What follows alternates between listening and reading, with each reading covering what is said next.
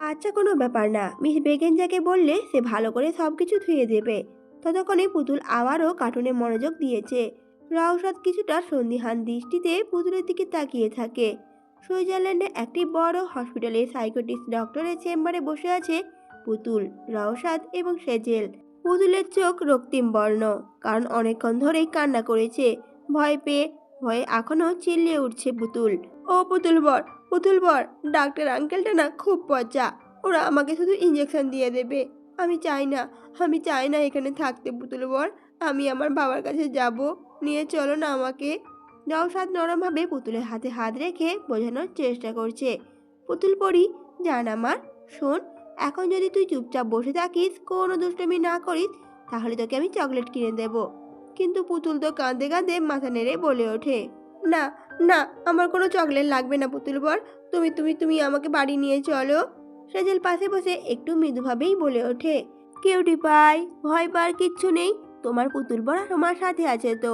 তুমি একা নও, সাথে আমিও আছি, তাই না? ডাক্তার আঙ্কেল তোমাকে ইঞ্জেকশন একদম দেবে না, একদম প্রমিস।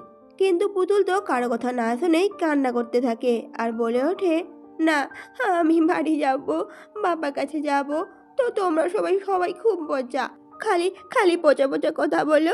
ডাক্তার আঙ্কেলটাও খুব পচা হয়, বড় বড় সুচকাই ঢুকিয়ে দেয়, আমি জানি। এবার রাউসাদ বেশ ফ্যাসাতেই পড়ে যায়। কি বলবে, কি করে পুতুলকে বোঝাবে, কিছুতেই পারে না। পরক্ষণে চোয়াল শক্ত করে বলে ওঠে পুতুলকে, ঠিক আছে, তুই যদি কান্না না থামার, তাহলে আমি এক্ষুনি চলে যাব, আর কখনোই তোর কাছে ফিরবো না। কথাটা বলেই রওশাদ উঠে যেতে চাইলে পুতুল কান্না ভেজা চোখ নিয়ে রওশাদের হাতটা টেনে ধরে আর ড্যাব ড্যাব করে তাকায়। চোখে অভিমানের ছাপ স্পষ্ট ফুটে উঠেছে পুতুলের। পুতুল কাঁদতে কাঁদতে ভাঙা শব্দে বলে ওঠে, আমি আমি আর কাঁদবো না। তুমি আমাকে আর ছেড়ে যেও না। রওশাদ এবার পুতুলের পাশে বসে মাথায় হাত বুলিয়ে বলে উঠল, চিন্তা করিস না পুতুল পরি, ডাক্তার আঙ্কেল তোকে একদম সুচ ফোটাবে না, আমি আছি তো। পুতুল তখন কাঁদতে কাঁদতে মাথা নেড়ে সম্মতি জানায়। সেজের হালকা করে পুতুলের কাঁধে হাত রাখে। পুতুল ধীরে ধীরে কান্না থামাতে শুরু করে, কিন্তু চোখে এখনো পানি ঝরছে। কিছুক্ষণ পর কেবিনে সাইকিয়াট্রিস্ট ডক্টর প্রবেশ করে। ডক্টরকে দেখা মাত্রই পুতুল ভয়ে ঘাবড়ে গিয়ে রওশাদের হাত চেপে ধরে শক্ত করে, আর রওশাদ চোখ দিয়ে আশ্বাস দেয় পুতুলকে, আমি আছি তো পাশে তোর। ডক্টর চেয়ারে বসে পুতুলের দিকে তাকিয়ে মুচকি হেসে ইংরেজিতে কিছু জিজ্ঞেস করে ওঠে, তোমার নাম কি? পুতুল বাচ্চা বাচ্চা কণ্ঠে আর ভয়ে ভয়ে বলে ওঠে, মাই নেম ইজ পুতুল শেহনাজ। পুতুলের উত্তর শুনে রওশাদ খুশি হয়ে পুতুলের দিকে তাকায়।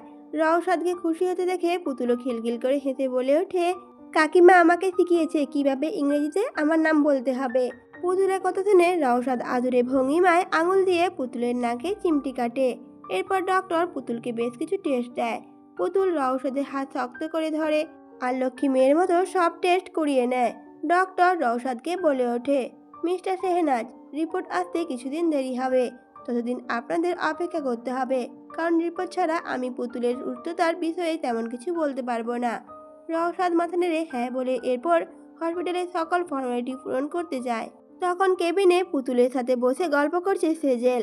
রওশাদ রিসেপশনে এসে সব ফর্মালিটি পূরণ করে নেয়। তখনই রওশাদের ফোনে সেক্রেটারি হারুকের কল আসে। রওশাদ একটু সাইডে গিয়ে কলটা রিসিভ করে। ওপাশ থেকে হারুক বলে ওঠে, স্যার, আপনি যা যা বলেছিলেন আমি সব করে নিয়েছি, এরপর কি করব?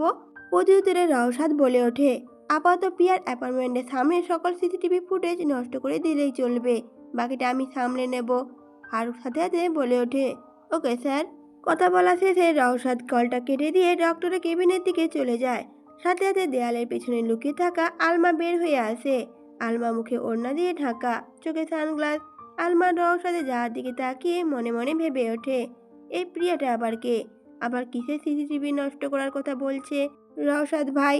পরক্ষণে আলমা খেয়াল করে রওশাদ, পুতুল এবং সেজেলে একসাথে বেরিয়ে আসে কেবিন থেকে। তাদের আসতে দেখে আলমা তাড়াতাড়ি করে ভালো করে নিজের মুখটা ওড়না দিয়ে ঢেকে এক সাইডে সরে যায়। রওশাদরা চলে গেলে আলমা বেরিয়ে আসে। রওশাদ পুতুলের হাত ধরে নিয়ে যাচ্ছে, এটা দেখে কিছুতেই সহ্য করতে পারছে না আলমা। আলমা মনে মনে প্রতিজ্ঞা করে বলে ওঠে, পুতুল, আমার রওশাদ ভাইকে আমার থেকে কেড়ে নিয়ে তুমি একদমই ঠিক করনি, এর জন্য তোমার জীবন দিতে হবে তোমাকে। সুইজারল্যান্ডের একটা ক্যাফেতে আজ বেশ সুন্দর করে হিরোর মতো করে স্টাইলে সেজে এসেছে ক্যাসপার। কারণ আজ ক্যাসপার নিজের ৫৫তম অনলাইন গার্লফ্রেন্ড অ্যাঞ্জেলিয়ার সাথে মিট করতে এসেছে এই ক্যাফেতে। তাই মন মেজাজও খুব ফুরফুরে তার। ক্যাফেতে প্রবেশ করার পর ক্যাসপার এক ওয়েটার পকেটে বেশ কিছু টাকা গুঁজে দিয়ে কাঁধে হাত রেখে ভাব নেয় বেশ। ওয়েটারটি খুশি হয়ে ক্যাবলাকান্তের মতো হাসি দেয়।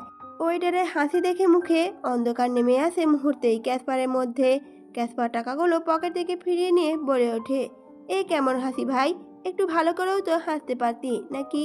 মনে হয় দিনটাই আমার খারাপ যাবে। বলে ক্যাসপার ভেতরে ঢুকে যায়। ওয়েটারও কাচুমাচু মুখ করে তাকিয়ে থাকে সেদিকে। ক্যাসপার ভেতরে গিয়ে এদিক ওদিক তাকিয়ে অ্যাঞ্জেলিয়াকে খুঁজতে থাকে, কিন্তু না, প্রত্যেকটা টেবিলে কেউ না কেউ পার্টনারের সাথে বসে আছে। ক্যাসপার লক্ষ্য করে এক বৃদ্ধ মহিলা নিজের ফোকলা দাঁত বের করে ওর দিকে তাকিয়ে খিলখিল করে হাসছে। ক্যাসপার কিছুটা কৌতূহলী হয়ে তাকে জিজ্ঞেস করে ওঠে, আপনি কি এখানে আমার গার্লফ্রেন্ড অ্যাঞ্জেলিয়াকে দেখেছেন?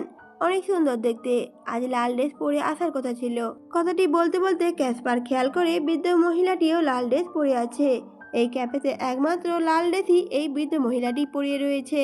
তা দেখে ক্যাসপার কিছুটা ভাবনায় পড়লেও সাথে সাথে ক্যাসপার নিজের উপরই হাসতে হাসতে বলে উঠল, আরে ক্যাসু, তুই না, এই বৃদ্ধ মহিলা কি করে তোর অ্যাঞ্জেলিয়া হবে?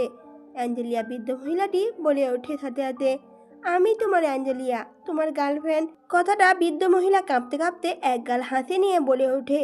সাথে সাথে ক্যাসপারের হাসি মুখটা বন্ধ হয়ে যায়, কিন্তু ক্যাসপার আবারও হেসে বলে উঠল, আরে দাদিমা, আপনিও না কি যে বলেন, আপনার কি এখনো মজা করার বয়স আছে নাকি? বৃদ্ধ মহিলাটি এবার উঠে দাঁড়ায়। ক্যাসপারের কাছে গিয়ে গা ঘেঁষে শরীরে হাত বুলিয়ে বলে ওঠে, আমি তোমার গার্লফ্রেন্ড অ্যাঞ্জেলিয়া। বয়স হয়েছে তো কি হয়েছে, আমি তো এখনো অনেক হট। বৃদ্ধ মহিলাটি কথা শুনে ক্যাসপারের শ্বাস আটকে আসার উপক্রম হলো। ক্যাসপার দাঁত কিরমির করে বলে উঠল দাদিমাকে, আরে দাদিমা, মজা করার একটা লিমিট আছে কিন্তু। আমি আপনার নাতির বয়সী, নিশ্চয়ই আপনি অ্যাঞ্জেলিয়া দাদি হন, তাই না? এই জন্য হয়তো নাতনির জায়গায় আপনি আমার সাথে মজা করছেন। তখন অ্যাঞ্জেলিয়া বৃদ্ধ মহিলাটি বলে ওঠে, আরে ক্যাসু বেবি, কি বললে তুমি বিশ্বাস করবে যে আমি তোমার অ্যাঞ্জেলিয়া? আচ্ছা, তোমার মনে আছে তুমি আমাকে 12তম নভেম্বরে প্রপোজ করেছিলে, আর আজ 20 নভেম্বর, মানে এক সপ্তাহ পার হলো তোমার আর আমার সম্পর্কের। দাদিমার কথা শুনে ক্যাসপার নিজের থেকে অ্যাঞ্জেলিয়া দাদিকে ছাড়িয়ে হাঁপাতে হাঁপাতে জিজ্ঞেস করলো, কিন্তু কিন্তু আপনি তো অ্যাঞ্জেলিয়া নন, তাই না? বলে ক্যাসপার নিজের ফোন থেকে একটি মেয়ের ফটো দেখিয়ে বলে উঠল, এটা হচ্ছে অ্যাঞ্জেলিয়া, আমার গার্লফ্রেন্ড। আমার মনে হয় আপনার মাথা খারাপ হয়ে গিয়েছে, আমি এখনই আমার গার্লফ্রেন্ডকে কল দিচ্ছি। বলে ক্যাসপার অ্যাঞ্জেলিয়ার নাম্বারে কল করে, কিন্তু সাথে সাথে দাদিমার হ্যান্ডব্যাগে থাকা ফোন রিং হতে শুরু করে। ক্যাসপার কিছুটা অবাক হয়ে তাকায়। বৃদ্ধ মহিলাটি একটা মুচকি হাসি দিয়ে নিজের ফোনটা বের করে বলে উঠল, দেখলে তো, আমি তোমার গার্লফ্রেন্ড। আর এই ছবিটা, ওটা তো আমার অনলাইন থেকে নামিয়েছিলাম আমি। ক্যাসপার এবার তুতলিয়েই বলে উঠল, মানে? বৃদ্ধ মহিলাটি এবার বলে ওঠে, মানে প্রথম দেখায় আমি তোমার প্রেমে পড়েছিলাম, আর এখন তোমাকে আমাকে বিয়ে করতে হবে। কথাটি বলেই মুচকি হাসতে থাকে বৃদ্ধ মহিলাটি। ক্যাসপার সাথে সাথে চিল্লিয়ে বলে ওঠে, আপনি এসব কি বলছেন? এই বয়সে আমার মতো নাতির বয়সী ছেলেকে আপনি বিয়ে করবেন মানে? বৃদ্ধ মহিলাটি তখন বলে ওঠে, ক্যাসু বেবি, বারবার আমাকে কেন নিজের দাদি বলছো?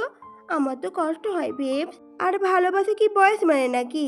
কথাটা বলেই অ্যাঞ্জেলিয়া ক্যাসপারকে জড়িয়ে ধরে জাপটে ভাবে।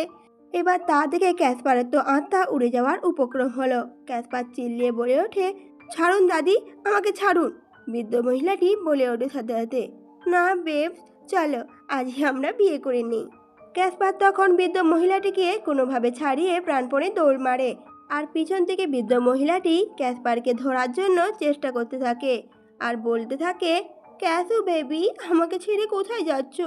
তুমি কি ভুলে গেছো আমরা নিজেদের ফিউচার মেয়ের নাম ঠিক করে রেখেছি? এখন আমাদের বিয়ের কি হবে? ক্যাসপার তখন দৌড়াতে দৌড়াতে চিল্লিয়ে বলে ওঠে, আপনি অন্য কাউকে নিজের মেয়ের বাবা বানিয়ে নিন, আমি এই বয়সে বাবা হতে চাই না। বাবা হয়তো দূরে থাক, আমি আর কখনোই কোনো মেয়ের দিকে চোখ তুলেও তাকাবো না। অপরদিকে নিজের বাড়ির সোফার উপর পায়ের উপর পা তুলে বসে আছে এমজি, আর তার পাশে দাঁড়িয়ে আছে আলমা। এমজির সামনে বসে আছে মিস্টার স্টোন। মিস্টার স্টোন কিছুটা অবাক হয়ে এমজির দিকে তাকিয়ে জিজ্ঞেস করে ওঠে, আপনি হঠাৎ আমাকে কেন ডেকেছেন? এমডি কোনো কথা না বলে এক সুটকেস ভর্তি টাকা মিস্টার স্টোনের সামনে রাখে। মিস্টার স্টোনের চোখ তখন লোভে চকচক করে ওঠে। এমডি তা দেখে বাঁকা হেসে বলে ওঠে, আপনি রওশাদ সেনাজ কোম্পানিতে ম্যানেজারের জব করেন, কত টাকা পান? আর আমি তার দ্বিগুণ আপনাকে দিতে পারি। মিস্টার স্টোন একটু ইতস্তত কেসে জিজ্ঞেস করে ওঠে, কি করতে হবে আমাকে? তা শুনে এএমটি মুচকি হাসে, সোফার সামনে টি টেবিলে থাকা গোল বলে পা দিয়ে ধাক্কা মেরে নিচে ফেলে দেয়। সাথে সেই বলটি নিচে পড়ে ভেঙে যায়, কাঁচগুলো আশেপাশে ছিটিয়ে পড়ে। মিস্টার স্টোন সেদিকে একবার তাকিয়ে জিজ্ঞাসা দৃষ্টিতে এএমজির দিকে তাকায়। এএমজি তখন একটা রহস্যময় হাসি দিয়ে বলে ওঠে,